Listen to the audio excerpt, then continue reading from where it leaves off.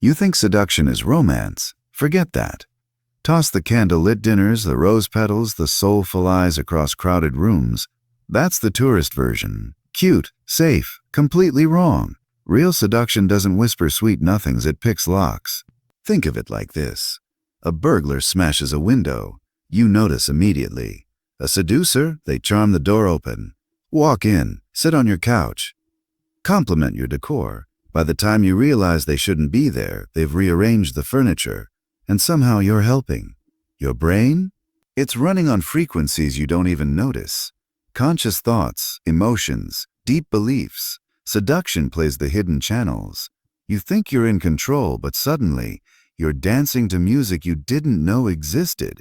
You sit down to play chess. You know the rules, they don't. They're playing you, reading your patterns, your hesitation, your overconfidence, not your pieces you. We're wired to connect. That wiring makes us vulnerable. The doors that matter, the ones to your trust, your attention, don't have locks. They're open, waiting. Powerful seducers don't chase. They stand, they wait. And when you notice, it feels like magic. Influence doesn't hit all at once. It installs slowly, like software in the background. A glance, attention, validation, mirroring. By the time it's complete, you're running their code and calling it your own voice. So what doors are you leaving wide open? Chapter 1. The first glance. Why attention feels like desire. They didn't chase you, they noticed you. That's the thing nobody tells you about the moment the trap snaps shut.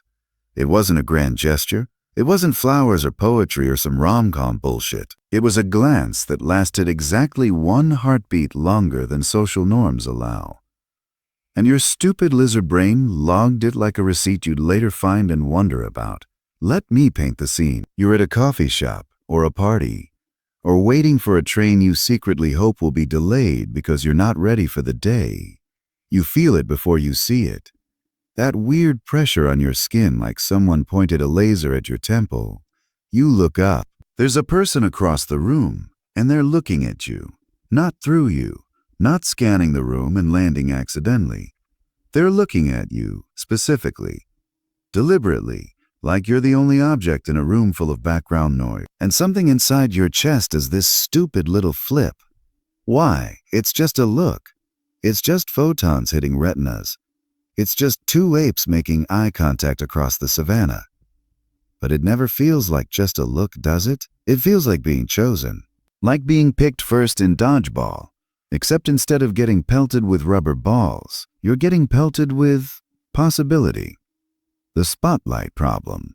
Here's what's actually happening in your brain right now. You've got about 11 million pieces of sensory information hitting your nervous system every second. Your brain can consciously process about 50 of them. That means 10,999,950 pieces of reality are just deleted, gone.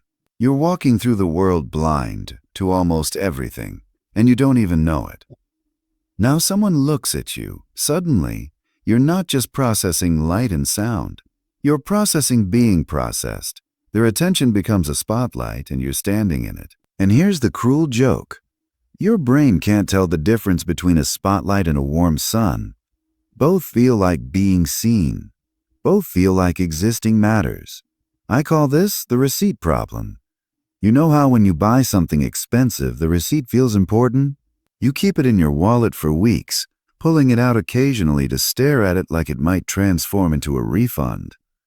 That glance they gave you, same thing. Your brain folded it up and stuffed it behind the mental driver's license. It's proof that someone out there decided you were worth looking at. The Carnival Barker effect. Walk down any midway at a state fair. What do you see? Barkers yelling at crowds. Step right up, win a prize. You there, sir? They're yelling at everyone, but it feels like they're yelling at you personally. That's not an accident. That's a script. That's technique. Seduction works exactly the same way, just quieter. When someone singles you out with attention, your brain doesn't run a probability analysis. It doesn't calculate how many other people they might have glanced at today. It doesn't wonder if they have a glancing at people hobby. Your brain just cashes the check. Someone noticed me. I must be noticeable. This is where selective attention turns into perceived uniqueness. You ever notice how magicians do that thing where they pick someone from the audience? You, ma'am, come on up. The woman always looks surprised, always looks slightly honored. But here's the thing you're not supposed to realize. He was always going to pick someone. The trick required a warm body. But to her, in that moment, she's not a warm body. She's chosen the uniqueness trap. Your entire life you've been trying to stand out. Maybe you dress interesting. Maybe you're funny. Maybe you're smart. Maybe you just have really good hair. You've built an entire personality scaffold around the hope that someone, somewhere, will look at you and think, now, that's interesting. Then someone does exactly that. And you're cooked. Because attention, real focused attention, is the one drug we never build tolerance to. You can have a partner who tells you they love you every day for 20 years, and one glance from a stranger can still make your stomach drop. Why? Because the partner's attention is earned, it's expected, it's contractually obligated. The stranger's attention is gratuitous. It's a bonus. It's a gift you didn't ask for and therefore must be special. The grocery store test. Here's an experiment. Next time you're buying groceries, watch how cashiers interact with customers. Most get nothing. A mumbled hello, a credit card swipe, a receipt crumpled into a bag. That's it. Human beings processed like cereal boxes. Now watch when a cashier actually looks at someone, genuinely looks, says something personal. Oh, these are my favorite chips. The customer's entire demeanor changes. They stand taller. They smile. They might even linger, hoping for more. Why? Because in a world where everyone is pretending everyone else is furniture, being treated like a person feels like being treated like a king. The hidden truth. Here's what the seducers know that you don't. Attention is the first hook. Not charm, not looks, not money, not status, attention. Because before you can desire someone, you have to feel desirable. And you can't manufacture that feeling yourself. You need proof. You need a witness. You need someone on the other end of the glance, confirming that you exist in a way that matters. This is why they didn't chase you. Hits harder than they wanted you.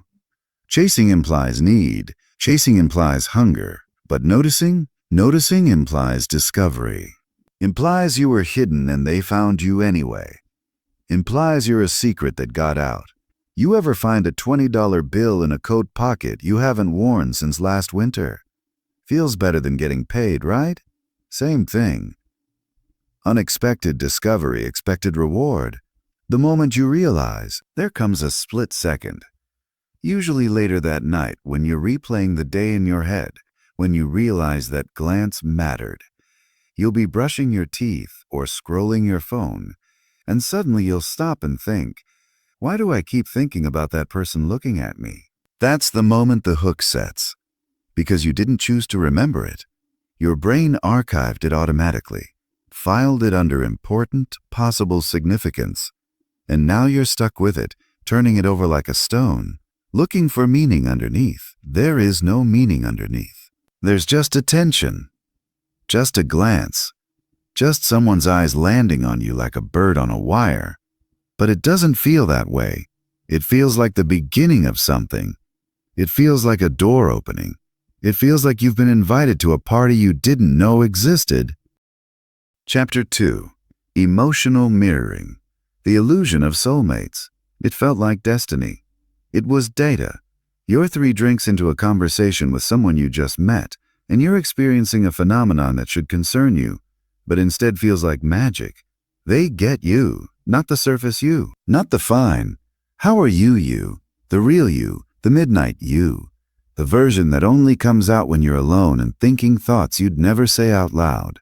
They finish your sentences. They laugh at the exact moment something is funny, not a beat late like everyone else. They look at you when you mention something painful, and their eyes do that thing where they feel it too. It's like talking to yourself in a mirror, except the mirror is talking back and agreeing with everything you say. Here's what's actually happening. You're being mapped. The mirror test.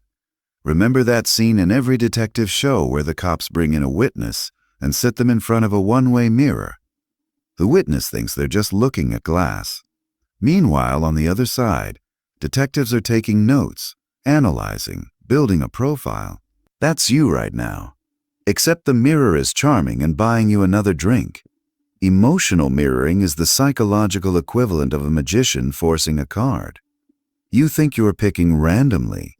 You think this connection is organic, spontaneous, maybe even fate, but the person across from you isn't connecting. They're copying. They're running patterns they've practiced hundreds of times, on dozens of people, and you're just the latest audience member to be amazed by the trick. The catalog of you hears how it works on their end. Every time you speak, you're dropping data. You mention your childhood dog, data. You laugh at a specific joke, data. You get quiet when a certain topic comes up. Data. They're not listening to connect. They're listening to catalog. They're building a user manual for you in real time. Think of it like a shopping algorithm. Amazon doesn't know you want a bread maker because it's psychic. It knows because you looked at bread makers for 3 hours last Tuesday, then searched for sourdough recipes, then bought a cookbook called Bread is My Therapist. By the time the bread maker appears in your recommendations, it feels like the algorithm understands you. It doesn't. It just tracked your crumbs, same thing here. Except instead of selling you kitchen appliances, they're selling you the feeling of being known. The bookstore test. You ever walk into a used bookstore and find a first edition of your favorite novel, the one nobody's heard of, the one you thought only you loved? Feels like the universe winking at you, right? Like maybe everything's connected and the cosmos is finally paying attention. That's what this feels like. Except they planted the book. They bought it online, stained the pages with coffee, scuffed the cover, and placed it exactly where they knew you'd look. Then they waited for you to discover it and think, holy shit, they have my book. The pattern recognition problem. Your brain is a pattern recognition machine. It's why we survived as a species. Caveman hears rustling in bushes. Could be wind, could be a tiger. The ones who guessed tiger every time lived to reproduce. The ones who guessed wind became lunch. That same wiring makes you desperate to find patterns in people. You want them to make sense. You want them to fit. When someone mirrors you perfectly, your brain doesn't run a background check. It doesn't wonder if they've done this before. It just hits the safe button and relaxes. This is the soulmate trap. You think you've found someone who speaks your language.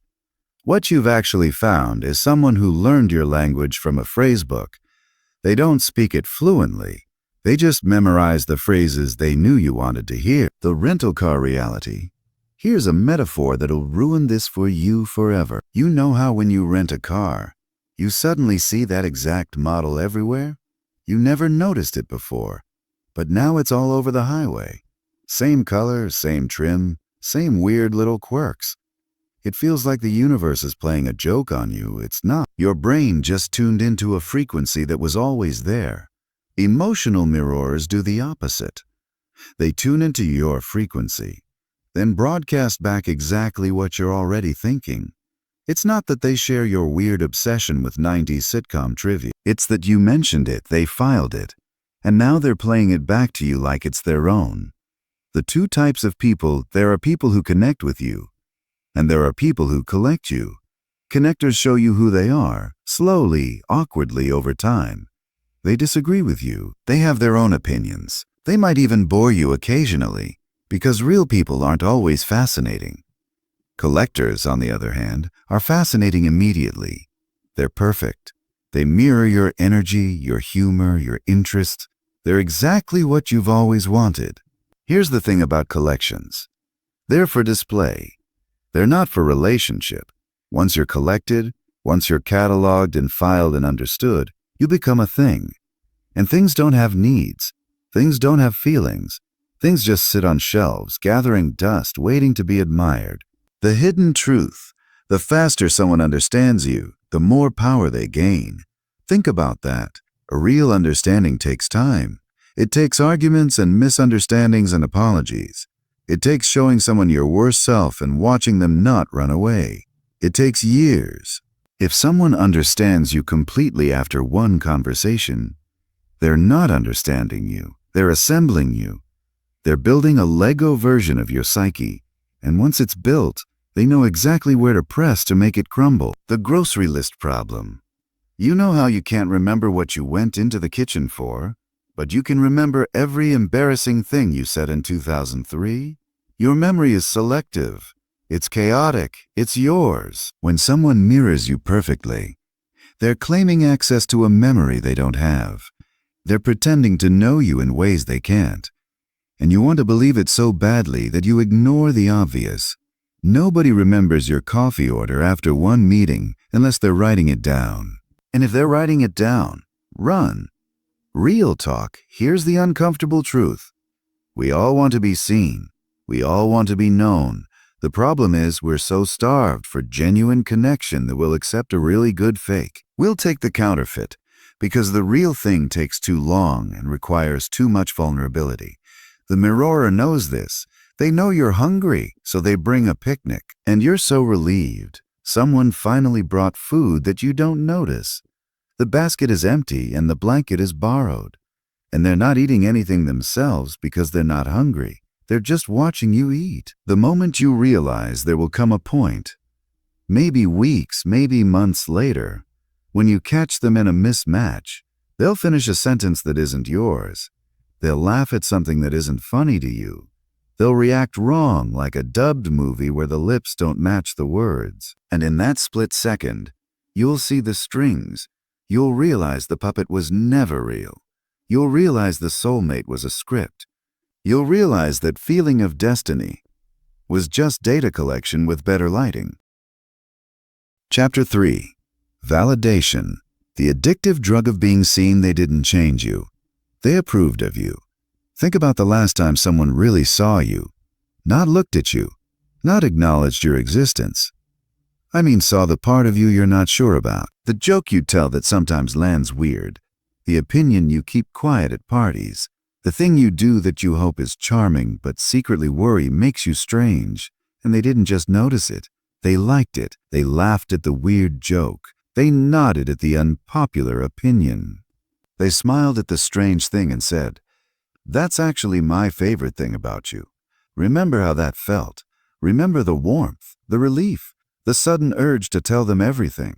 That's not connection. That's chemistry. And chemistry, as you're about to learn, is just addiction with better branding." The carnival strongman game. You know those carnival games where you hit the lever with a hammer, and a puck shoots up a tower toward a bell, the ones that cost $5. And the puck never actually rings the bell because the game is rigged. Your self-worth is that puck, and most of your life it's stuck at the bottom. You wake up, you go to work, you pay bills, you scroll through everyone else's highlight reels, and the puck just sits there.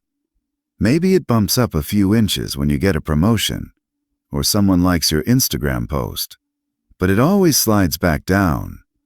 Then someone comes along with a hammer, but instead of hitting you, they just point at the bell and say, "You know, I think you could actually ring it." And suddenly the puck moves. Not because you did anything, because someone believed you could. The grocery store effect. Here's a weird thing about humans. We'll eat free samples of things we'd never buy. You don't want a bag of weird cheese puffs. You don't need a bag of weird cheese puffs. But the moment someone hands you a tiny cup with a single puff in it, you're suddenly interested. You take it. You eat it. You might even consider buying the bag. Validation is the free sample of emotional connection. They're not giving you anything real. They're not committing to you. They're not promising anything. They're just handing you a tiny taste of approval and watching you decide you need the whole package. The insecurity map. Here's what you don't see happening in real time. While you're talking, while you're laughing, while you're feeling seen and appreciated, they're building a map. Not of your strengths. You already know those. You already get validation for those. Your boss validates your work. Your friends validate your humor. Your mom validates your existence, whether you want it or not. They're mapping your insecurities, the cracks, the doubts, the places where your armor is thin. Because anyone can validate something you're already confident about. That's just echoing. But validating something you're unsure of, that's alchemy. That's turning your lead into gold right in front of you. You mention you're weirdly obsessed with true crime documentaries, but don't tell people because it seems morbid. They say, that's not morbid. That's curiosity about human nature. I love that about you. You admit you cry at commercials sometimes. They say, that's not weakness. That's emotional intelligence. Most people are dead inside. And just like that, they've taken something you are hiding and made it a strength. They've rewritten your internal script, and you will chase that feeling forever. The broken vending machine. Remember when vending machines took exact change only? You'd put in $1, nothing happened. You'd kick it, nothing happened. You'd shake it, and maybe, just maybe, your snack would drop. But mostly you just stood there, frustrated, wondering why you couldn't get what you wanted. That's you before they showed up. You've been putting coins in machines your whole life. Relationships, jobs, achievements, and most of the time, nothing drops. You're not getting the validation you need. You're not getting the right validation. Then someone comes along who doesn't even put coins in. They just reach into the machine, grab your snack, and hand it to you. Here, they say, you wanted this, right? And you think they're magic. You think they're special. You don't realize they just know how vending machines work because they've broken into a dozen of them before you. The battery people, some people are batteries. Some people are devices. Batteries have energy. Devices consume it. Here's the problem. Most of us are devices masquerading as batteries. We think we're powered internally. We think we're self-sustaining. But the moment someone offers genuine validation, we realize how low our charge actually was. The seducer knows this. They're not a battery and they're not a device. They're a charger. They walk around with full power, looking for empty phones. And you, sitting there at 3% to screen dimming, about to die, look up and see them holding a cable. You don't ask where the electricity comes from. You don't ask if they've charged other phones today. You just plug in and feel the relief of not shutting down. The real talk interruption. Here's the part nobody wants to admit. Validation feels this good because we're all walking around with unpaid emotional debts. We didn't get enough from our parents. Our exes made us feel small. Our careers make us feel replaceable. We're walking voids shaped like people, and anyone who notices the shape gets to fill it. The seducer isn't creating the emptiness. They're just the first person to offer to fill it. And you're so grateful for the offer that you don't notice. They brought a bucket, not a foundation. They're not rebuilding you. They're just splashing water on dry ground and watching it disappear. The crack house analogy too dark? Fine, but think about it. The first hit of any drug is free. That's not an accident. Dealers know you won't pay for something you haven't tried. So they give you a taste. They let you feel the relief. They let you experience what it's like to not be yourself for a while. Then, once you're hooked, once you know what relief feels like, they start charging. And the price always goes up. Validation works the same way. That first moment of being truly seen, free. The second, also free. The 10th, still free. But somewhere along the way, you start needing it. You start performing for it. You start hiding the parts of yourself they might not approve of. Because losing their approval would mean going back to feeling empty. And that's when the real transaction begins. The emotional ATM. You ever use an ATM that charges a fee? You need cash. It's the only machine around, and suddenly you're paying $5 to access your own money. It's infuriating, but you do it anyway because you need the cash. When validation becomes conditional, they become the only ATM that works. Everyone else is out of service. Everyone else's approval feels hollow. Only their opinion matters. Only their attention fills the tank, and they know it, so they start charging fees. Withdrawal limits, processing delays. You were funnier before. I liked you better when you weren't so needy. Maybe if you'd just relax, I'd want to be around you more. And you adjust. You perform. You become whoever they need you to be, just to keep the machine working. The moment you realize, validation The realization doesn't come when they're being cruel. It comes when they're being kind. You'll be having a good day. You'll feel solid. You'll think, I don't need them today. I'm fine. And then they'll look at you, really look at you and say something validating, something that hits the exact right spot. And you'll feel that warmth again, that relief. That finally, someone sees me feeling. And in that moment, you'll realize you're hooked. Because instead of enjoying the warmth, you'll feel terrified of losing it. Chapter 4. Scarcity. The power of withdrawing. The moment they stepped back, you stepped forward. Remember how it started? They were everywhere. Texts at 8 a.m. that made you smile. Replies within seconds.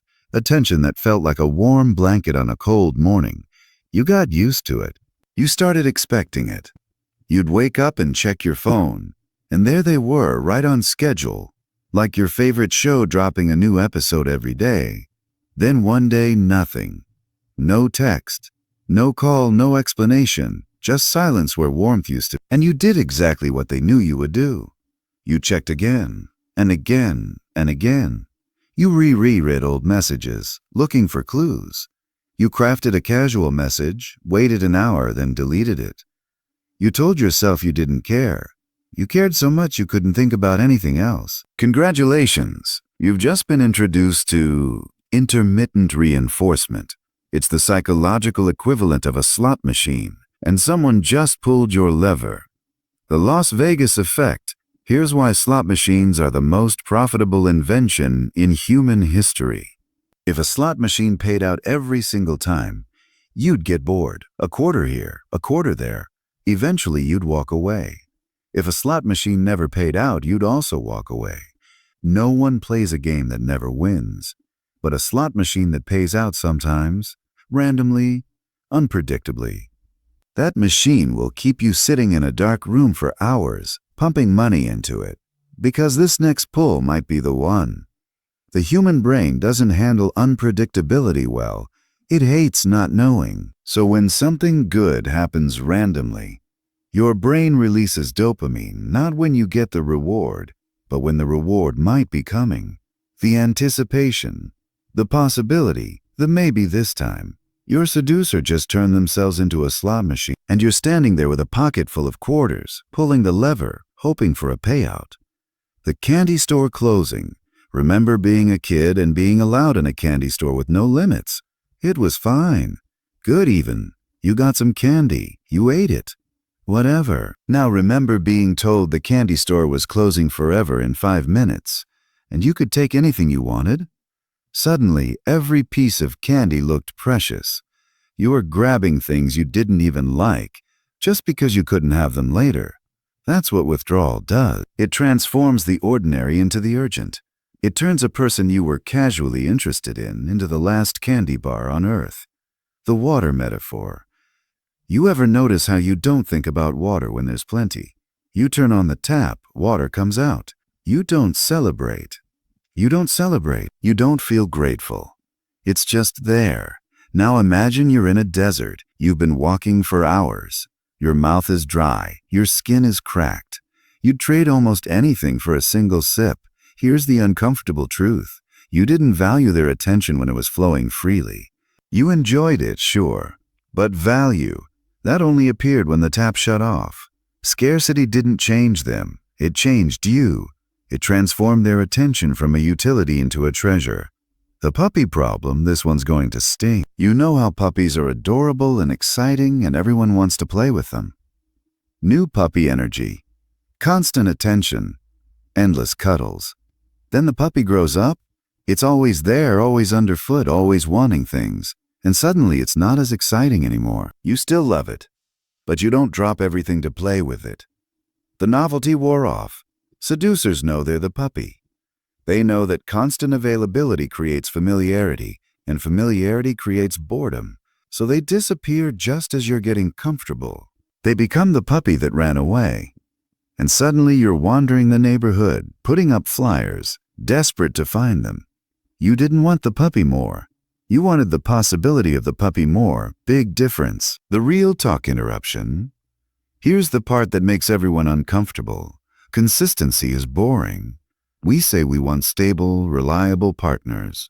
We say we want predictability and safety, and someone who's always there. But our brains don't actually want that. Our brains want surprise. Our brains want uncertainty. Our brains want the thing we can't have. Every study on dopamine confirms this. Certain rewards release some dopamine. Uncertain rewards release much more. Your brain is literally wired to prefer unpredictability. You can't think your way out of it. You can't logic your way out of it. It's hardware, not software. The seducer didn't break you. They just exploited how you're built. The bookstore clerk. There's a clerk at your local bookstore. You've seen them 100 times. Never thought about them once. They're just there, part of the furniture. One day they're not there, you don't notice. Next week, still not there, you vaguely wonder. Third week, you actually ask someone. Oh, they quit, you're told. And suddenly you're disappointed. You didn't even know their name, but now you miss them. Now you wish you'd said something. Now you're inventing a connection that never existed. Absence creates feeling, not the other way around. The 3 phases of withdrawal. Phase 1. Relief. They step back and honestly, it felt fine. You have your space, you have your life. You don't need to check your phone constantly. This is nice. Phase 2.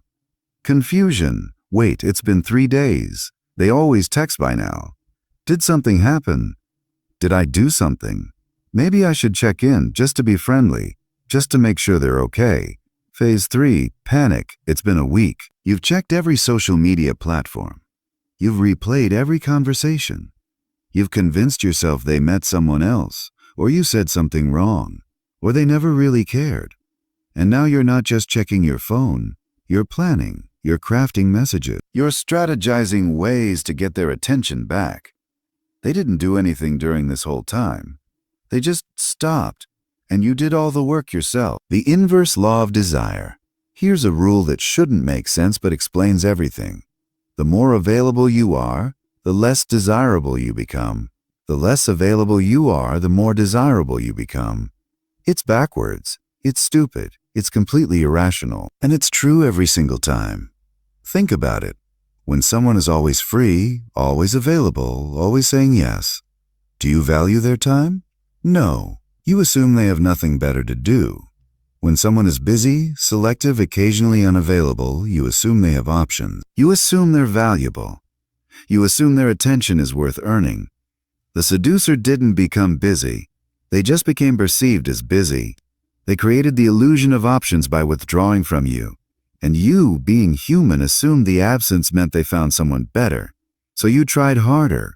You leaned in. You stepped forward exactly when they stepped back. The hamster wheel, you're on a treadmill. You've been running for a while. You're tired. You want to stop. But the treadmill won't slow down, so you keep running because stopping means falling. That's what intermittent reinforcement does. It keeps you running because you never know when the next reward is coming. If they were consistently absent, you'd give up. If they were consistently present, you'd get bored. But they're sometimes present, just enough to keep you hoping, just enough to keep you running. And the wheel never stops. The moment you realize, the realization hits when you catch yourself doing something embarrassing. Maybe you're calculating time zones to figure out why they haven't replied. Maybe you're writing paragraphs while they send single words. Maybe you're planning your weekend around the possibility of seeing them. And in that moment, you think, when did this become about them? When did I stop being the one being pursued and start being the one pursuing? The answer the moment they step back. Chapter 5. Emotional Dependency. When attraction becomes need, you don't want them, you need their response. There's a moment when the shift happens.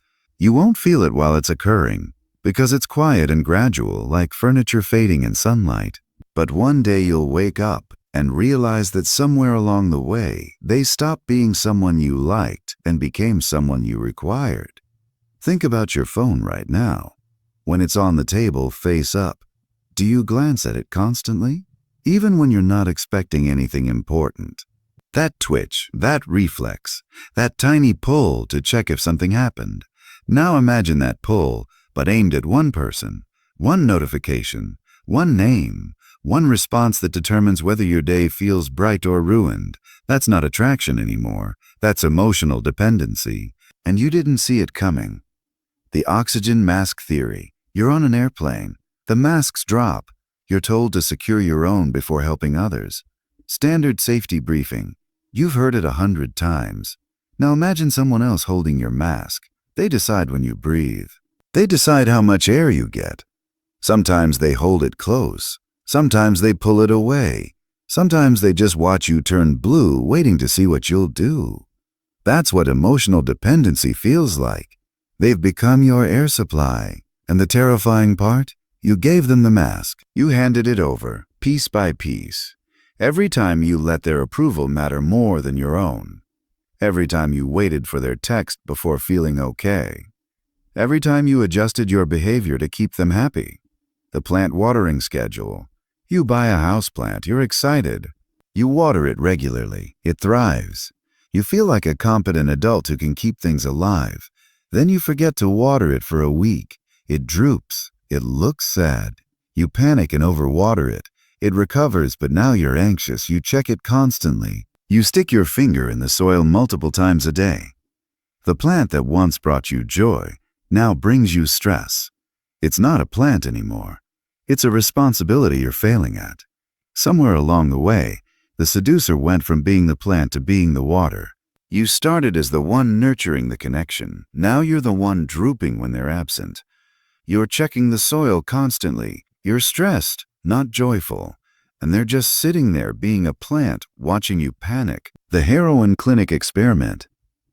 There's a famous study about rats and heroin. Rat in a cage, 2 water bottles, one regular, one laced with heroin. The rat always chooses the heroin. Dies quickly, clear lesson, drugs bad. But then another researcher redid the experiment. He built Rat Park, big space, other rats, toys, tunnels, mating opportunities. Everything a rat could want. In Rat Park, the rats tried the heroin water, but they didn't become addicted. They preferred the regular water. They had things to live for. Here's the uncomfortable question. When the seducer became your heroine, what was missing from your Rat Park? Because dependency doesn't happen in a vacuum. It happens when someone fills a hole that was already there. They didn't dig the hole. They just showed up with a ladder and climbed down to join you. The emotional battery. Revisited. Remember the battery metaphor from earlier? You were at 3%. They charged you up, felt great. Now you're at 3% again, but this time they're not holding the charger. They're across the room, holding it, watching you. Sometimes they walk closer, sometimes they walk away. Sometimes they plug it in for 5 minutes, just enough to keep you from dying, then unplug it and watch you fade. You're not angry at them. You're grateful for the 5 minutes. You're strategizing how to get more. You're thinking about what you did wrong that made them unplug it. You're performing. You're pleading. You're becoming someone you don't recognize, all for a few drops of charge. The grocery store loyalty card. You know those loyalty cards that give you points. Buy 10 sandwiches, get 1 free. The first sandwich doesn't feel like progress. The 5th sandwich, you start checking your punch card. The 9th sandwich, you're excited. The 10th sandwich, you're practically running to the counter to get your free one.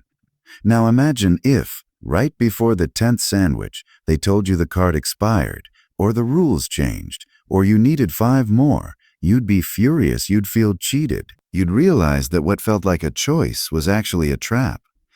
Emotional dependency works the same way. You invested. You showed up.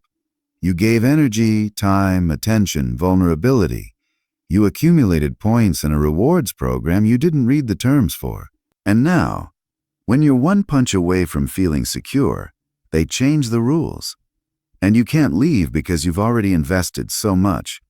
The real talk interruption, here's the part that makes people defensive. We love to believe we're independent. We love to believe we choose our relationships freely. But the line between, I want to see them and I need to see them, is thinner than we admit. And we cross it constantly without noticing. You know how you can tell you've crossed it? When their mood determines yours. When their silence feels like punishment. When their attention feels like reward. When you're not living your life, you're living in the space between their responses. That's not love. That's not even attraction. That's a chemical dependency your body built without asking permission. The airport departure lounge. You're at the airport. Your flight is delayed. First it's 30 minutes, then an hour. Then they don't know. You're stuck. You can't leave because the flight might board. You can't relax because you don't know when things will happen. You just sit there watching the board, waiting for information that never comes. That's what emotional dependency feels like. You're permanently in the departure lounge, waiting for them to announce your flight. You've stopped living your life because you're afraid you'll miss the boarding call. And they're not even on the plane. They're just the person at the gate, occasionally making announcements keeping you hopeful. The two types of hunger. There's a difference between wanting food and starving. Wanting food is pleasant. You look forward to a meal. You enjoy the anticipation. You savor each bite. Starving is different.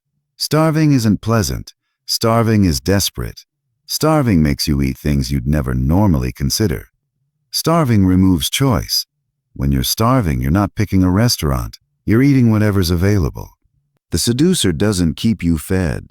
They keep you starving, because a fed person has options. A fed person can walk away. A starving person will do anything for one more meal. The moment you realize, the realization hits in a quiet moment. Maybe they haven't texted back in 6 hours. Maybe you've checked your phone 40 times. Maybe you've constructed elaborate theories about why they're silent. They're busy, they're mad, they're dead, they're with someone else. And then it hits you. You're not thinking about what you want anymore. You're thinking about what they want. You're not wondering if you like them. You're wondering if they like you. You've become a detective in a mystery where you're also the victim. That's dependency. That's the moment attraction calcified into need. Chapter 6. Surrender. When resistance disappears, you didn't lose control, you handed it over. Think about the last time you did something you swore you'd never do. Maybe you took back an ex who treated you badly. Maybe you stayed quiet when someone disrespected you. Maybe you found yourself apologizing for something that wasn't your fault, just to keep the peace. Remember the feeling right after? That weird, hollow space where your self-respect used to live. The way your brain scrambled to explain why it was actually your choice, actually the right move, actually what you wanted all along. That's not weakness. That's cognitive dissonance doing its job. And it's about to do somersaults. The Stockholm Syndrome shortcut, you've heard the stories. Bank hostage falls in love with bank robber. Captive defends captor. Victim refuses to leave when police finally break down the door. It sounds insane from the outside. From the inside, it sounds like survival. Here's what actually happens in Stockholm. The hostage's brain realizes the captor has total control. Escape isn't possible. Resistance leads to pain. So the brain does something brilliant and terrifying. It decides this was actually a choice. It rewrites the story. I'm not being held captive. I'm in a relationship. He's not my captor. He's my protector. Everyone else is the enemy. Your seducer doesn't need a bank or a gun. They just need you to realize somewhere deep down that you've already given them everything. And once that realization hits, your brain will do the rest of the work for them. The IKEA furniture effect. You know how you'll defend a piece of IKEA furniture you built yourself, even if it's crooked and missing screws. You spent hours on it. You followed the instructions. You cursed those little Allen wrenches. By the time it's done, you love that wobbly bookshelf. You'll tell guests its character. You'll ignore the way it leans slightly left. That's the rewires justification, part of your brain working overtime. You invested, so it must be valuable. Now apply that to the seducer. You invested months, maybe years. You gave attention, energy, vulnerability, pieces of yourself you'd never given anyone. You rearranged your life. You changed your opinions. You became someone different. When surrender finally happens, when you stop fighting and start accepting, your brain doesn't see loss. It sees completion. All that effort finally makes sense. You weren't being worn down. You were being prepared. The wobbly bookshelf isn't broken. It has character. The hotel room key. You ever stay in a hotel and get one of those old-fashioned key cards that you have to slide exactly right? You try it once, nothing. Twice, nothing. Third time, you flip it over, slide it slower, hold your mouth right. Finally, the light turns green. Now imagine if that door never opened. Imagine sliding that card 100 times, 200 times, always hoping, always adjusting, always thinking this time it'll work. At what point do you admit the card is wrong? At what point do you admit the door isn't opening? You don't. You keep sliding. Because admitting the card is wrong means admitting you've been standing in a hallway for no reason. And that's unbearable. The seducer is the door that never opens, and you're still sliding. The prisoner's dilemma, your version in game theory, there's a famous scenario where two prisoners are offered a deal. Betray the other, go free. Stay silent, both serve time. The rational choice is to betray. But if both betray, both lose. It's designed to make cooperation nearly impossible. Here's your version. You know somewhere underneath that this person isn't good for you. You know they're inconsistent. You know they've hurt you. You know the pattern. But admitting that means admitting you've been complicit. It means admitting you ignored signs. It means admitting you chose this over and over. So instead, you double down. You commit harder. You prove the relationship works by trying even more. You become the world's most dedicated prisoner, defending the cell you could walk out of any time. The rewind button, your brain has a rewind button. It's not labeled. It doesn't come with instructions. But it's there, and it's always running. Every time the seducer does something that contradicts your image of them, your brain hits rewind. It replays the good moments. It zooms in on that one time they were perfect. It reminds you of the potential, the promise, the possibility. It overwrites the present with the past. This is called rosy retrospection, and it's why people stay in bad relationships long after they should leave. The brain doesn't store memories evenly. It stores highlights, and highlights, played on loop, can make any present moment bearable. You're not surrendering to who they are now. You're surrendering to who they were that one time 3 months ago.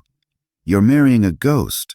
The real talk interruption, here's the uncomfortable truth. Surrender feels like relief. You've been fighting.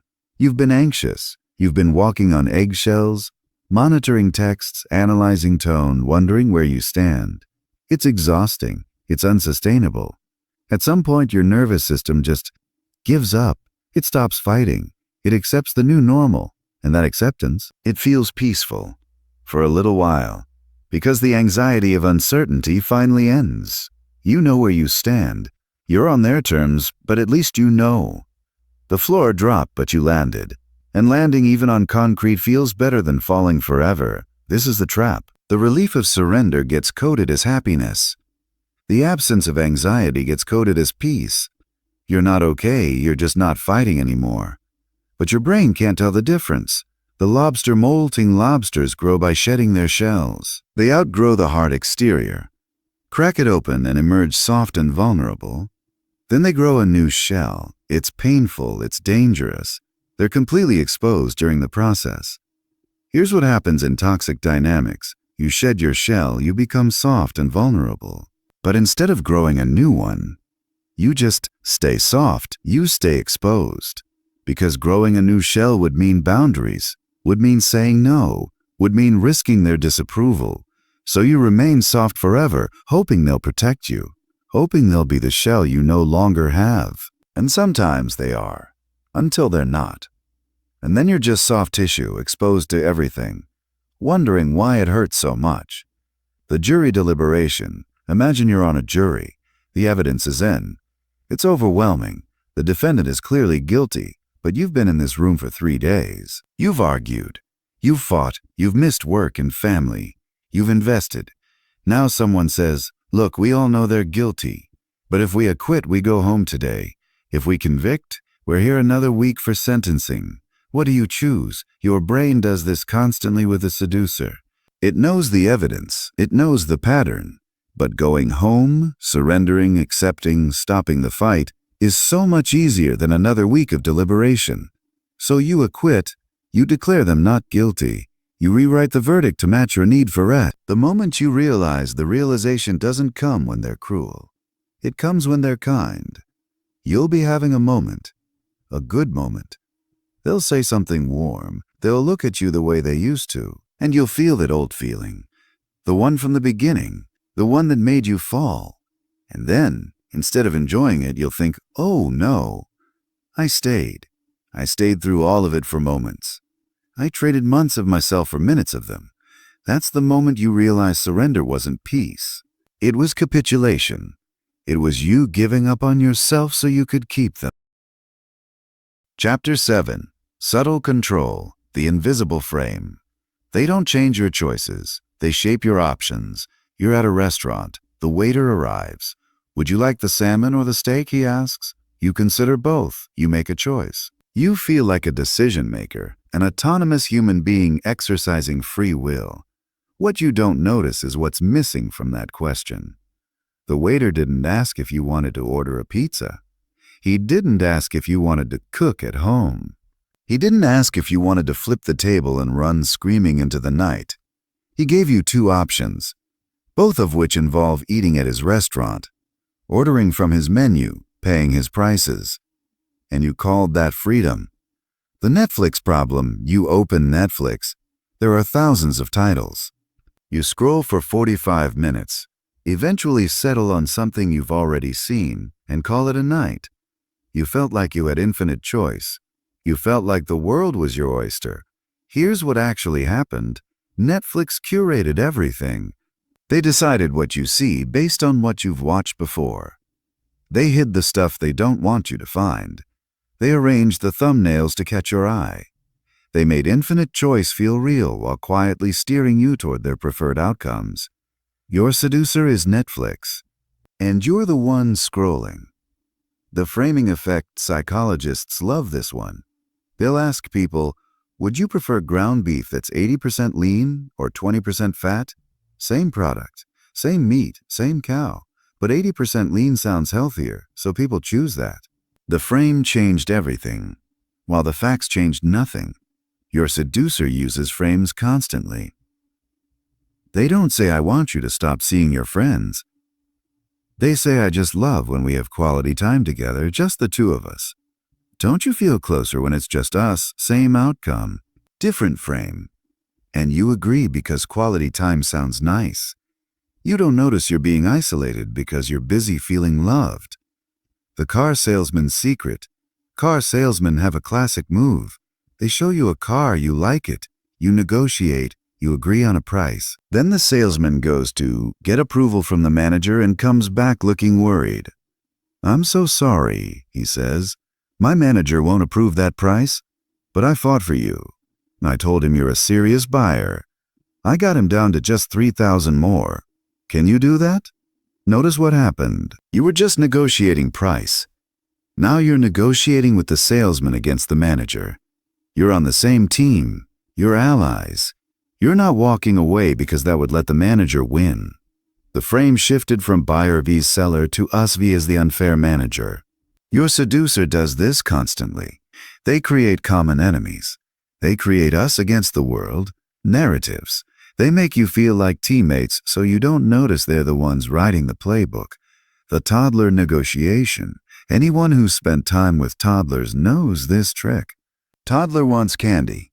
Parent says no. Toddler screams. Parent says you can have an apple or you can have grapes. Toddler picks grapes, happily feeling like they won. The toddler didn't get candy. The toddler got options, both controlled by the parent, but the toddler feels empowered because they chose. The illusion of control is often more satisfying than actual control. Your seducer treats you like a toddler. They give you choices that all lead to their desired outcome. Do you want to stay in tonight or go to that bar I know you don't like? You pick staying in, feeling like you decided, not realizing both options serve their agenda. The GPS illusion. You put an address in your GPS. It calculates a route. You follow it. You arrive. You feel like you navigated successfully, but you didn't navigate. You just followed. The GPS made all the real decisions. It chose the roads. It chose the timing. It rerouted you around traffic without asking. You were just the flesh steering wheel attached to their directions. Your seducer is your emotional GPS. They don't tell you where to go. They just make suggestions, recalculate when you resist, and make you feel like you're driving while quietly controlling the destination. The real talk interruption. Here's the part that stings. We like invisible control. We like feeling like we're deciding. We like the illusion of autonomy. It's easier than actual autonomy, which requires responsibility and consequences, and the possibility of being wrong. When someone else frames your choices, you get to keep the feeling of control without the weight of it. If things go well, you chose correctly. If things go badly, well, you were just given bad options. Not your fault. The seducer knows that. They know you'll trade real freedom for the feeling of freedom every time. It's like trading $1 for a photo of $1 because the photo is lighter and fits in your wallet better. Stupid, yes. But we all do it. The furniture arrangement, you ever rearrange your living room. Move the couch, rotate the chair, try the table in different spots. It feels productive. It feels like change. It feels like you're doing something. But you're still in the same room, still the same house, still the same life. You just move the furniture. When the seducer frames your choices, they're letting you rearrange the furniture while they own the building. You can move things around all you want. You can feel like you're making progress, but you're never leaving. You're never changing the structure. You're just redecorating your cage. The grocery store layout. Grocery stores are designed by genius manipulators. Milk is in the back because you have to walk past everything to get it. Impulse items are at the checkout because you're trapped in line. Expensive stuff is at eye level. Cheap stuff is on the bottom shelf where you have to bend over. You walk in wanting milk. You walk out with chips, cookies, a magazine, and milk. You feel like you chose all those things. You didn't. The store chose them for you by shaping your environment. Your seducer shapes your environment. They control what information reaches you. They control who you see. They control the emotional temperature of interactions. They don't need to tell you what to do when they can arrange the world, so you choose what they want naturally. The two doors problem. Imagine you're in a hallway with two doors. Behind one door is what you actually want. Behind the other door is what the seducer wants you to want. The seducer stands next to the second door, smiling, not saying anything. Which door do you choose? You probably choose the second door, not because you're weak, because their presence frames that door as the right choice. Their confidence makes it seem correct. Their lack of interest in the first door makes it seem wrong. They didn't push you. They just stood there, and you walked through. The moment you realize, the realization comes when you catch yourself making their argument in your head. You'll be considering a choice. Maybe seeing a friend they don't like. Maybe pursuing an opportunity they're not excited about. And suddenly, you'll hear their voice in your mind. Not their actual voice, their reasoning, their perspective, their frame. You'll think, well, they'd probably say this isn't a good idea because... And you'll realize you're not just considering their opinion. You've incorporated their thinking. You're pre-approving choices through their lens. You're running decisions through a filter that isn't yours. That's not love. That's not partnership. That's you living in a house someone else built, decorated with furniture someone else chose, calling it home. Chapter 8. Identity Shift. Becoming what they want. You're not changing for them. You're evolving for them. It starts small. You mention you like a band. Suddenly you're listening to their bands, and somehow yours sounds less interesting now. You used to have opinions about politics, movies, where to eat on Friday night. Like you're becoming a better version of yourself. Like they're not asking you to be different. They're just inspiring you to be more. This is identity fusion. And by the time you notice the seams, the garment has already been rewoven. The software update your phone does it overnight. You wake up, and suddenly the icons look different. There's a new feature you didn't ask for. Apps run slightly differently. You didn't choose this. You didn't install anything. You just woke up and your phone was running version 2.0 of itself. Your identity updates the same way. Quietly, overnight, while you're not looking. You start using their phrases, their jokes, their judgments about people. At first, you're just mirroring, trying to connect. Then one day someone says something they used to hate, and you realize you hate it now. Actually hate it, genuinely. The update installed so smoothly you thought it was original software. The apartment you didn't mean to remodel, you move into a new apartment. It's fine. Functional. The landlord's furniture is ugly, but it's temporary. Then your partner visits. They mention the couch would look better against the other wall. You move it. They suggest a plant in the corner. You buy one. They say the landlord's art is terrible and offer to bring something from their place. You agree. 6 months later, someone visits and says, "Wow, you've really made this place yours." And you realize it's not yours at all. It's theirs. Every choice, every touch, every detail came from them. You just provided the keys and the credit card. The foreign language immersion. You know how you pick up phrases when you visit another country. You don't mean to, you're not studying. But after a week of hearing gracias everywhere, you start saying it too. It just happens. Your brain adapts to the environment. Identity immersion works the same way. Spend enough time in someone else's world, and you start speaking their language. Not just words, emotional language. What's funny, what's important, what's worth caring about. You're not translating anymore. You're thinking in their dialect. The scary part, when you go home, you have to relearn your native tongue. The chameleon's mistake. Chameleons change color to match their environment. Smart, survival.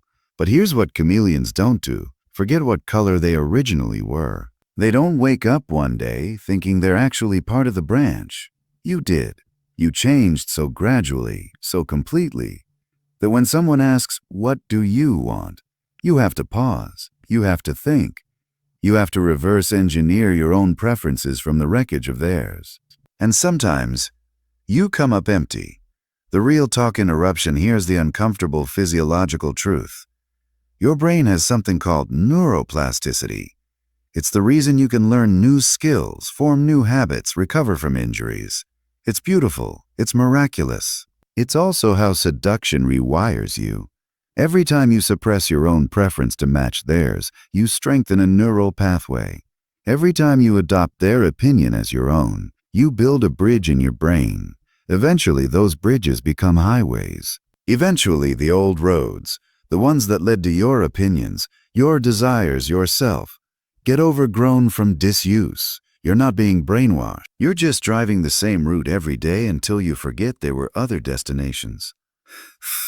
The jury that forgot the defendant. Imagine you're on a jury. The trial lasts months. You hear arguments every day. You deliberate, you discuss, you form opinions. By the end, you know the case inside out. Now imagine someone asks you what you thought before the trial. Before the evidence, before the arguments. Can you remember? Can you access that original unformed opinion? Probably not. The trial overrode it. Your relationship was the trial. Their opinions were the evidence. And your original self? Objection. Overruled. Stricken from the record. The GPS that stopped getting updates. Remember when your GPS worked perfectly? It knew your home, your work, your favorite coffee shop. It could route you anywhere without hesitation. Then you started using someone else's GPS just occasionally, just for places they wanted to go. Now yours hasn't been updated in months. The maps are outdated. The routes are wrong. You try to use it, and it takes you to places that don't exist anymore. Your internal navigation system stopped getting updates. Theirs became the default. And now when you need to find yourself, you're following directions to someone else's destination. The cell phone contract, you sign a 2-year contract for a new phone. Great deal. Low monthly payments, you're thrilled. Then you read the fine print. Early termination fee. If you leave before the contract ends, you owe hundreds. Your identity shift came with fine print. You didn't read it. You were too busy feeling evolved, upgraded, improved. But the contract was there. In exchange for becoming who they want, you agree to forfeit who you were. Early termination fee applies. Now you're trapped, not by them, by the version of yourself that only exists in relation to them. If you leave, who are you? What do you like? What do you want? The contract didn't cover that. The fine print didn't say. The mask that became skin, you've heard the metaphor. Wear a mask long enough, and it becomes your face.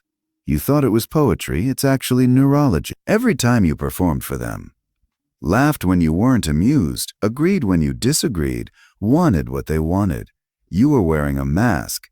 And every time the mask pressed a little closer, every time the boundary between performance and reality blurred, now the mask is off. And your face underneath, it moved. It reshaped. It grew into the mask shape. You can't just go back to being yourself, because that self has been in storage so long, it might not fit anymore. The moment you realize, the realization comes in a quiet moment. Maybe they're not around. Maybe you're alone, making a simple decision. What to eat, what to watch, what to think about a movie you just saw. And you realize you don't know. You literally don't know what you want, not because you're indecisive, because the part of you that used to decide has been on hiatus so long. It forgot how to work. You reach for your own preferences and find someone else's. You search for your own opinions and find theirs, filed under mine in a filing system you didn't design. That's not change. That's not evolution. That's identity fusion, and you're the one who melted. Chapter 9. The Withdrawal, when power reveals itself. The silence was louder than the affection. Remember how it felt at the beginning? The messages came like clockwork. Good morning texts, random check-ins, photos of things that reminded them of you. Their voice was the background music of your days, constant enough to fade into the furniture, present enough to feel like warmth. Then one day the music stopped. Not dramatically, not with a fight or a explanation, just silence, the kind that fills rooms. The kind that makes you check your phone, then check it again, then hold it up to make sure it's working. The kind that transforms a device you once enjoyed into an object of torture. You tell yourself they're busy. You tell yourself not to be needy. You tell yourself you're an adult who doesn't need constant attention. And then you text them anyway. Something casual, something harmless, something that definitely doesn't scream. I've been staring at my phone for 6 hours wondering where you are. Hours pass. Nothing.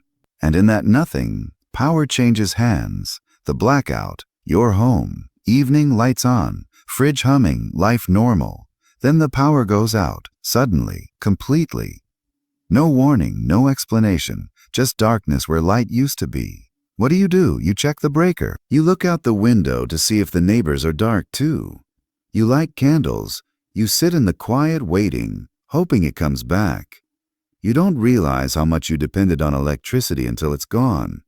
You don't realize how much you depended on them until the silence arrives.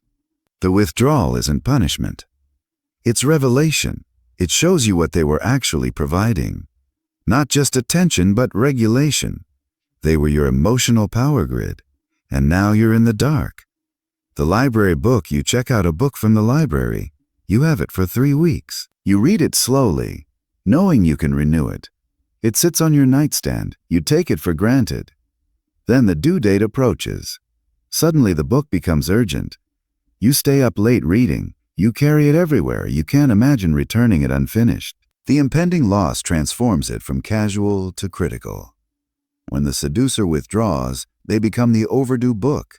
You didn't value their presence fully until absence became imminent. Now you're scrambling. Now you're staying up late trying to get your fill before they're gone. Now you're carrying them everywhere in your mind.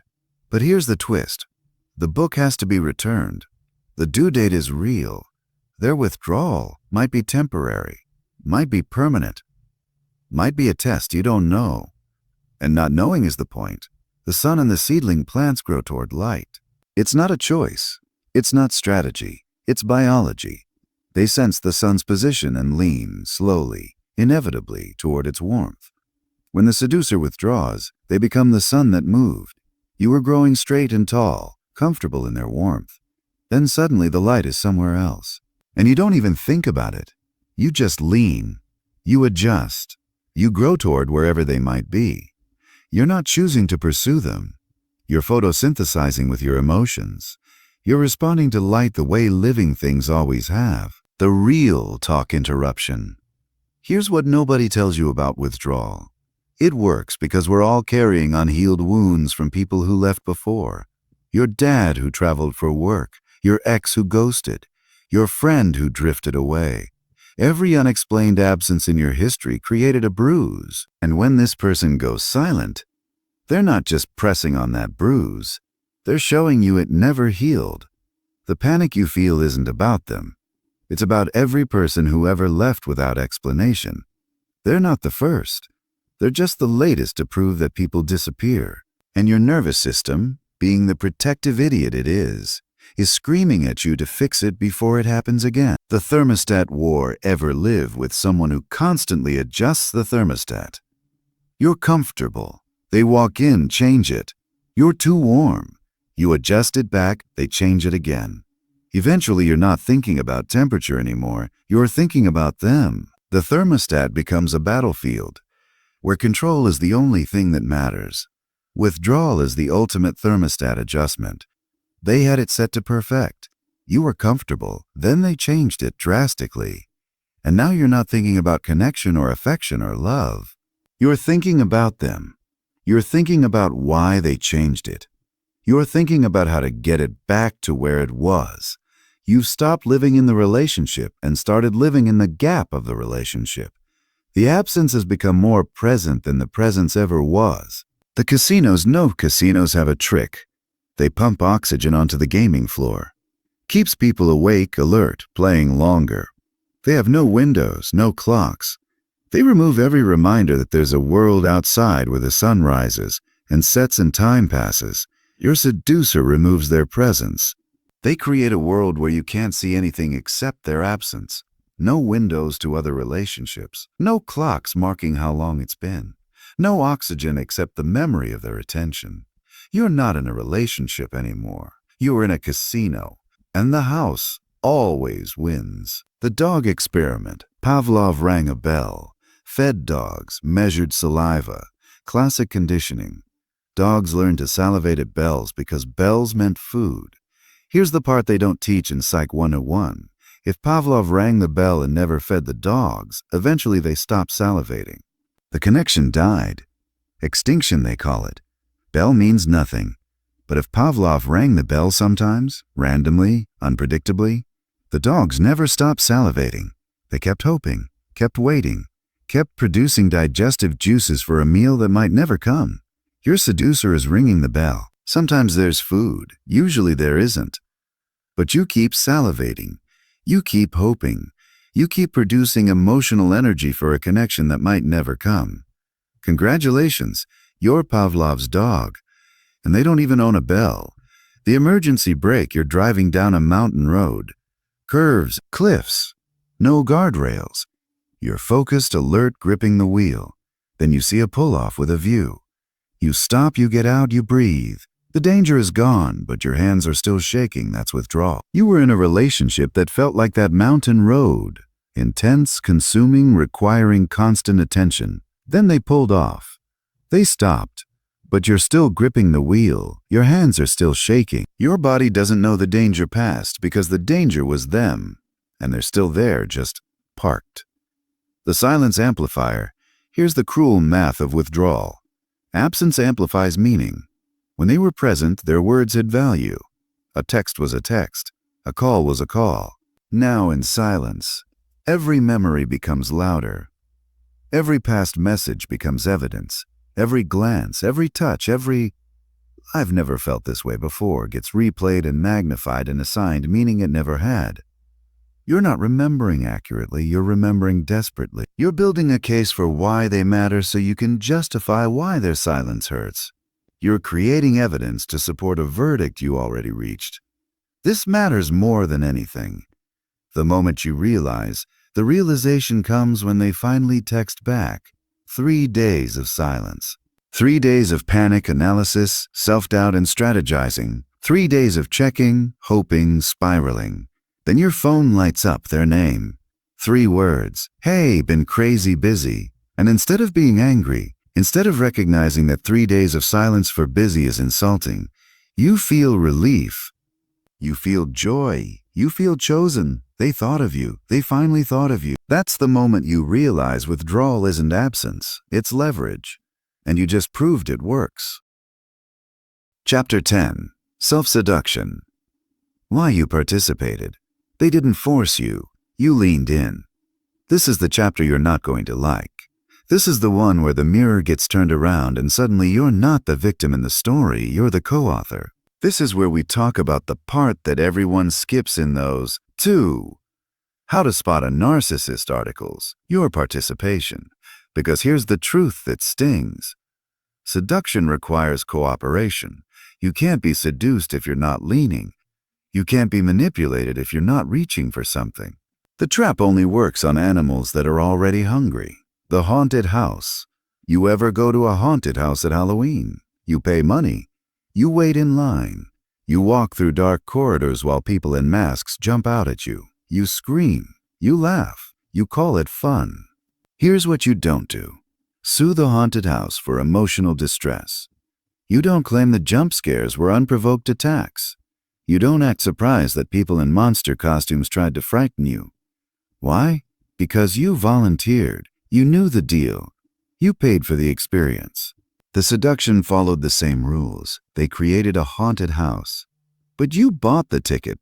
You walked through the door. You kept going even when the corridors got dark. You can't claim you were ambushed when you stood in line. The car with no gas, imagine you're driving. Your gas light comes on. You've been ignoring it for days. The needle is below empty. You're on a rural road with no stations in sight.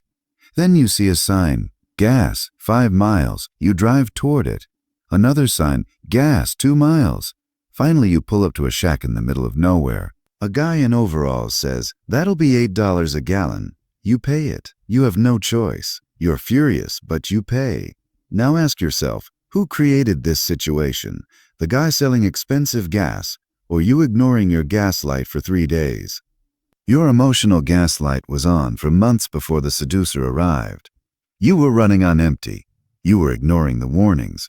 You were hoping you'd make it to the next station without stopping. Then they appeared, offering fuel at any price, and you paid because you had to. They didn't create your empty tank. They just happened to be the one holding the hose. The shopping channel, you're homesick. Middle of the day, nothing on TV. You stumble across the shopping channel.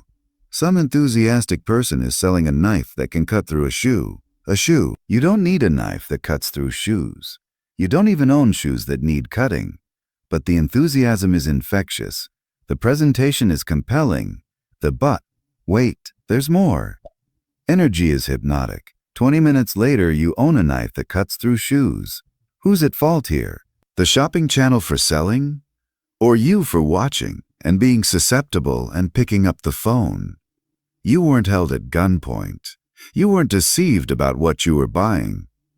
You just got caught up in the energy of someone who really believed in shoe-cutting knives. Your seducer really believed in you. Or at least they really acted like they did.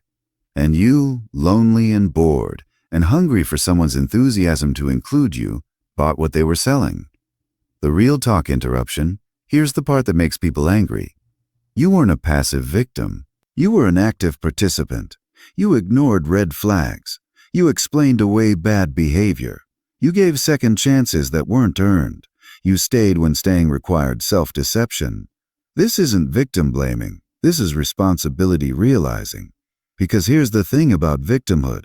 It's powerless. If they did it to you, then you're just waiting for them to stop or for someone to rescue you.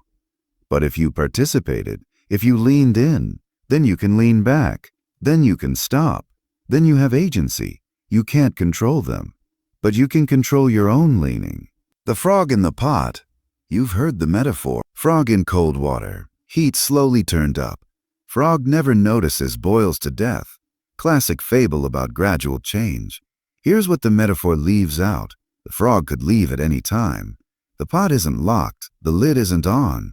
The frog stays because the change is gradual. Yes, but also because the frog keeps telling itself, it's not that bad yet, and maybe it'll cool down. And I've already invested so much time in this pot. You stayed in water that got hotter and hotter, not because you couldn't leave, because you kept inventing reasons to stay. Because leaving would mean admitting the water was hot.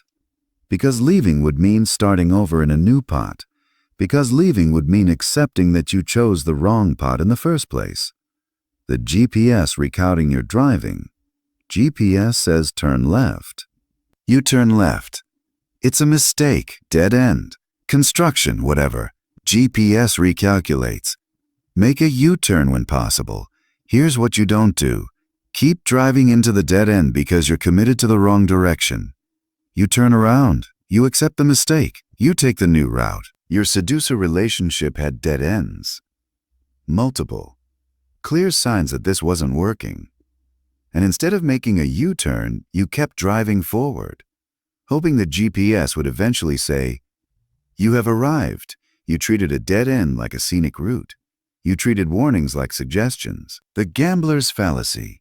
Gamblers have a famous error in thinking. After losing 5 times in a row, they're sure the next one will win. The odds haven't changed. The machine doesn't remember, but the gambler feels due for a win. You felt due. After all the effort, all the investment, all the emotional currency you'd poured in, you felt owed a positive outcome. You kept pulling the lever because surely after all this it had to pay off. It didn't. It never does. Slot machines aren't built to pay off. They're built to keep you pulling. The volunteer at any magic show, the magician needs a volunteer from the audience. They pick someone. That person comes up on stage. They participate in the trick. They hold the props. They follow instructions. At the end, they're amazed along with everyone else. Here's what the volunteer never says. I was tricked against my will. They went willingly. They participated actively. They were part of the illusion. You were the volunteer. You came on stage. You held the props. You followed the instructions. And now, looking back, you want to claim you were deceived. You were, but you also walked up there when they called your name. The shoe that almost fits, you know that pair of shoes that's slightly too small. The ones that pinch your toes and give you blisters, but they look really good. You buy them anyway.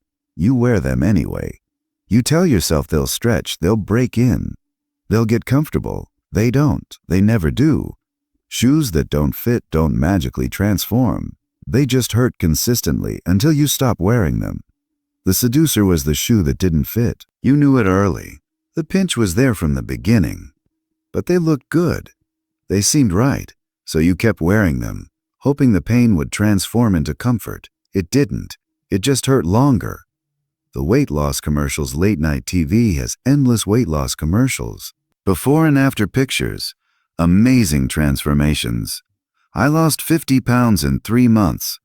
The fine print says results not typical and when combined with diet and exercise, but the commercial doesn't highlight that. You bought the program. You tried it. It didn't work. And now you're mad at the commercial. But you knew, somewhere underneath, that the commercial was selling fantasy. You knew that 50 pounds in 3 months wasn't realistic. You wanted to believe anyway. You wanted the shortcut.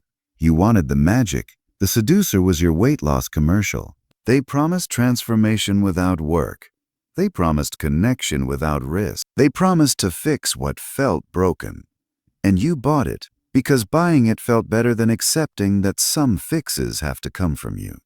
The moment you realize, the realization comes when you stop asking, why did they do this? And start asking, why did I stay? It comes when you stop cataloging their flaws and start examining your own hunger. It comes when you admit that they didn't force you to ignore red flags. You just really wanted the flags to be a different color. It comes when you accept that you weren't abducted, you were recruited. And you showed up. That's not shame, that's power. Because if you showed up, you can leave. If you leaned in, you can lean back. If you participated, you can withdraw your participation. They didn't build the trap. They just found you already standing in it. Chapter 11. Ethical influence, seduction without destruction. Power isn't dark, intention is. You've made it this far.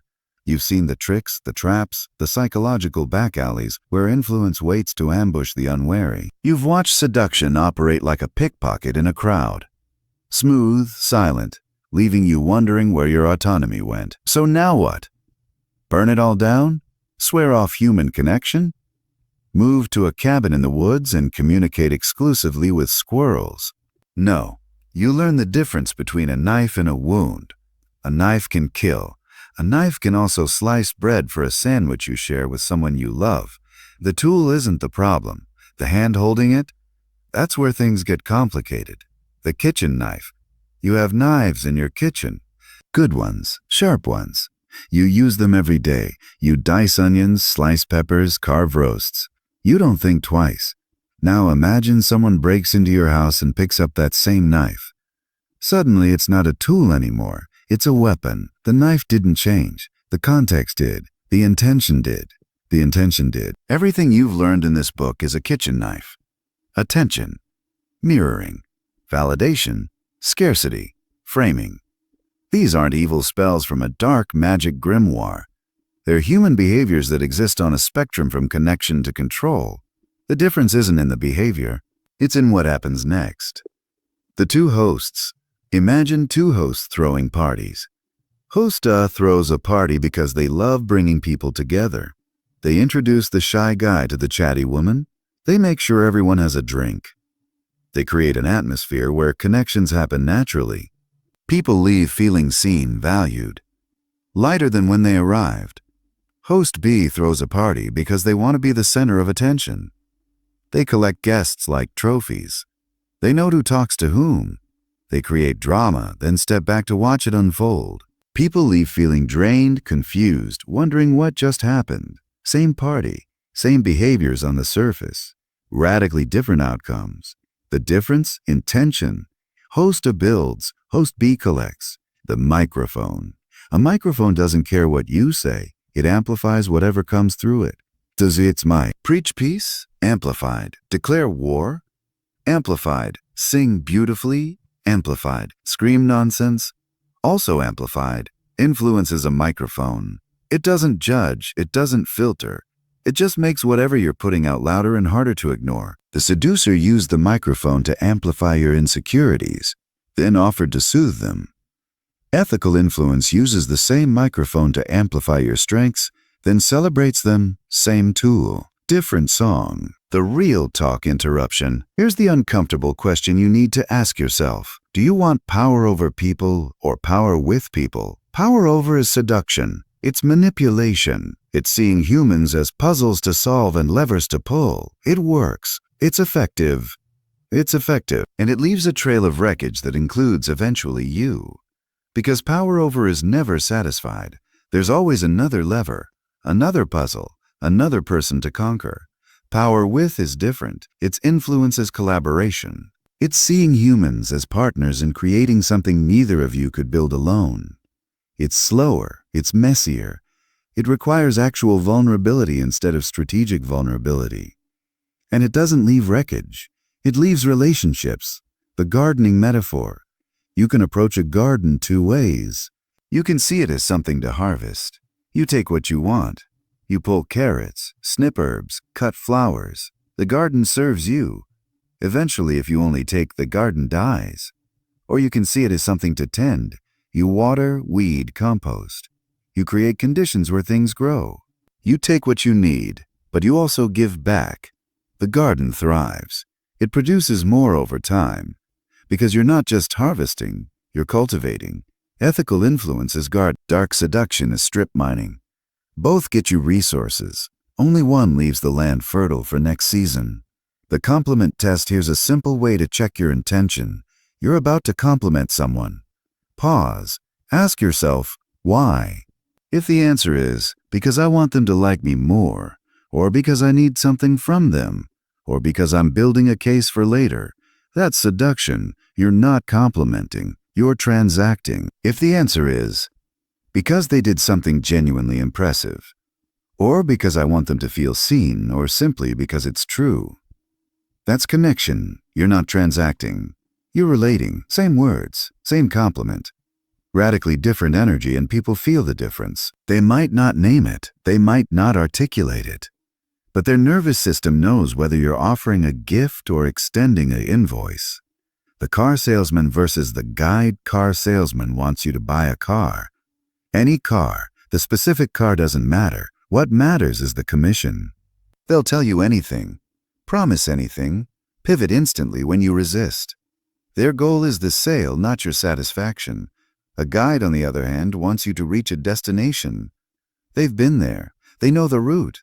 They point out obstacles, suggest paths, warn you about cliffs. They don't need you to follow them. They need you to get where you're going. Ethical influence is being a guide. Dark seduction is being a salesman. One wants you to arrive. One wants you to buy. The doctor's dilemma. Doctors have a problem. They know things you don't. They understand risks, treatments, outcomes. They could easily manipulate you into any decision by framing options a certain way. This treatment has a 90% survival rate. Sounds better than this treatment has a 10% mortality rate, even though they're identical. Ethical doctors navigate this by being transparent. They present options honestly. They acknowledge the frame. They say, I'm presenting this positively because I believe it's your best choice. But here are the numbers both ways. They influence you. They absolutely influence you. But they do it with your consent, your awareness, your participation. They're not hiding the strings. They're showing you the puppet theater and saying, here's how this works. Still want to see the show. The weight of the hand. Imagine someone puts a hand on your shoulder. Same hand, same pressure, same position. If it's a friend, it feels supportive, comforting, like they're with you. If it's someone who just grabbed you in a crowd, it feels threatening, controlling, like you need to get away. Same hand, same touch, different context, different relationship, different intention. Ethical influence is the friend's hand. It rests on you, but you can shrug it off anytime. It supports without gripping. It's present without possessing. You know it's there, but you don't feel trapped by it. The match versus the fire. A match can light a candle. A match can light a curtain. Same flame, same heat, same potential for destruction. The difference isn't in the match. It's in what you point it at. Your influence is a match. You can light warmth, or you can light wreckage. You can illuminate someone's path, or you can burn down their peace. The match doesn't care. It just burns. So the question isn't, should I use influence? You're using it already. Everyone is. Every interaction shapes something.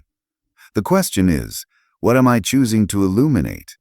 The moment you realize, the realization comes when you stop seeing people as targets and start seeing them as partners. You'll catch yourself in a conversation, noticing their reactions, adjusting your approach, and suddenly you'll think, I have power here. I could use this. I could steer this toward what I want. And then you'll have a choice. Do you steer or do you dance? Steering is seduction. It's moving someone where you want them to go. Dancing is different. Dancing requires coordination, yes. It requires awareness of the other person's movements. But dancing is mutual. Both people move. Both people lead and follow in turns. Both people end up somewhere together, not somewhere one of them dragged the other. Chapter 12. The mirror, the architect within you. The most powerful seducer you will ever meet is you. Look in the mirror right now. Go ahead. I'll wait. See that person? The one with the slightly confused expression, wondering why you're staring at yourself while reading a book. That's the master seducer. That's the architect of every trap you've ever fallen into. That's the one who built the cage, decorated it, and then blamed the person who locked the door. This isn't a twist. This isn't a the real treasure was the friends we made along the way moment. This is the uncomfortable truth that every single technique, every psychological lever, every bit of dark magic you've read about in these chapters, it all worked because something inside you was already pulling in the same direction. The house you built? Imagine you hire someone to renovate your kitchen. They show up, they start working. They tear out cabinets, rip up flooring, disconnect plumbing. You're stressed. You're anxious, you hate the disruption. But here's the thing, you hired them, you wanted a new kitchen, you invited them in. The chaos, the noise, the inconvenience, that's the cost of change. You can't blame the contractor for doing the job you asked them to do. The seducer was your contractor. They didn't break into your house. You let them in, you wanted renovation. You wanted to feel different, to be different, to have someone see you differently. They just happened to be the one holding the hammer. The GPS you programmed, remember the GPS metaphor from earlier? The one where they programmed your route and you just followed? Flip it. What if you programmed the GPS years ago? What if, long before they arrived, you entered a destination called someone who will finally make me feel worthy and just left it running? What if every relationship, every connection, every seduction was just your GPS trying to get you to that address? The seducer didn't program your destination. They just saw where you were trying to go and offered to drive. They weren't navigating, they were chauffeuring. You were always the one who decided where this was heading. The radio station you're driving, radio on, station comes in fuzzy. You adjust the dial, searching for something clearer. Static, static, static, then music. You stop, you listen, you think you found the right station. But here's the thing about radios. They don't create music. They just pick up signals that are already in the air. The broadcast was happening whether you tuned in or not. The seducer was your radio. They picked up signals that were already broadcasting from you. Your loneliness, your hunger, your desperate need to be seen. Those signals were in the air long before they arrived. They just happened to have the right receiver. The real talk interruption. Here's the part that changes everything. You're not going to stop being seduced until you stop seducing yourself. Every time you tell yourself you're not worthy of consistent love, you're seducing yourself into accepting less. Every time you convince yourself that the chaos is passion, you're seducing yourself into staying. Every time you explain away red flags, because being alone feels worse, you're seducing yourself into captivity. The external seducer is just a mirror. They're reflecting back what you already believe about yourself. If you believe you're hard to love, they'll love you hard then leave. If you believe you're not enough, they'll make you feel like enough, then prove you right. If you believe connection requires suffering, they'll provide the suffering and call it connection. They're not creating these beliefs, they're just confirming them. The drug dealer within... Remember the drug dealer metaphor? They give you the first hit for free, then charge forever? What if you were dealing drugs to yourself all along? What if the first hit, the feeling of being seen, the rush of validation, the warmth of attention, what if you'd been chasing that feeling for years long before they showed up? What if they just happened to have the purest product you'd ever found? You're not addicted to them. You're addicted to the feeling they triggered. And that feeling, you've been chasing it since childhood, since your first crush, since the first time someone made you feel special and then disappeared, since you learned that love and absence sometimes arrive in the same package. They didn't create your addiction. They just supplied it. The empty bank account you go to withdraw money. The ATM says insufficient funds. You're confused. You had money yesterday. You check your balance. Oh, you spent it, all of it, on things you don't remember, on things that didn't matter. Your emotional bank account was empty long before the seducer arrived. You'd been making withdrawals for years. Trust, vulnerability, hope, without making deposits. By the time they showed up, you were operating on overdraft. They didn't drain you. They just found an account with nothing in it. The garden you stopped watering. You had a garden once. You watered it, weeded it, tended it. It grew, it produced. You were proud. Then life got busy. You stopped watering. The weeds took over. The soil dried out. The plants died. Now you walk past that empty patch of dirt and wonder why nothing grows there anymore. The seducer didn't kill your garden. They just walked through the dead patch and said, "This used to be beautiful. What happened?" And you, desperate for someone to see the beauty that was, invited them to stay and admire the ruins. The song on repeat. You know that song you can't stop listening to. The one that makes you sad but you play it anyway. The one that reminds you of someone, something, some version of yourself you can't get back. You're the one pressing play. Over and over, no one's forcing you. No one's standing there with a gun to your head. You just keep pressing play because the sadness feels familiar. Because the longing feels like connection. Because not pressing play would mean silence, and silence is terrifying. The Seducer was just a song. You pressed play. You sang along. You requested it again and again, and now you want to blame the song for making you feel things. The moment you realize, the realization comes when you stop looking outward and start looking inward. You'll be alone, quiet, no distractions, and you'll feel it, that old hunger, that familiar ache, that pull towards something, someone, anything that will fill the space. And you'll realize they didn't create this. This was here before them. This will be here after them. This is you. And in that moment, you have a choice. You can keep looking for someone to fill it. Keep chasing the next contractor, the next chauffeur, the next radio station. Keep pressing play on the same sad song. Or you can sit with it. You can feel the hunger without feeding it. You can let the ache be there without trying to numb it with attention. You can become the one who fills the space instead of waiting for someone else to do it. The architect's blueprint. You built this house. Every room, every hallway, every locked door, you built it with your beliefs, your wounds, your desperate hopes. The Seducer didn't break in. They just knocked. And you opened the door and you showed them around.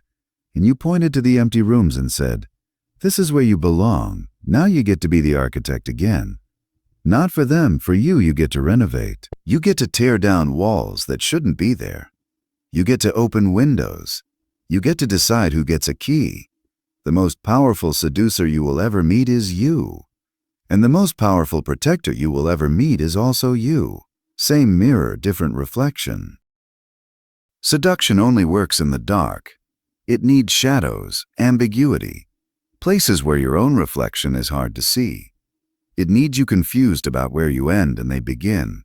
It needs you looking outward for answers that were always inward. And now the lights are on. You see the strings. You see the levers. You see the contractor, the chauffeur, the radio station for what they were. Temporary visitors in a house you built. You see that the most powerful seducer wasn't them. It was the part of you that believed you needed them. The lights are on, the house is yours, and you get to decide, from this moment forward, who gets invited in. Not because you're immune to influence. You're not. No one is. But because you finally understand that influence doesn't enter without permission. And the permission slip, it's always been in your hand.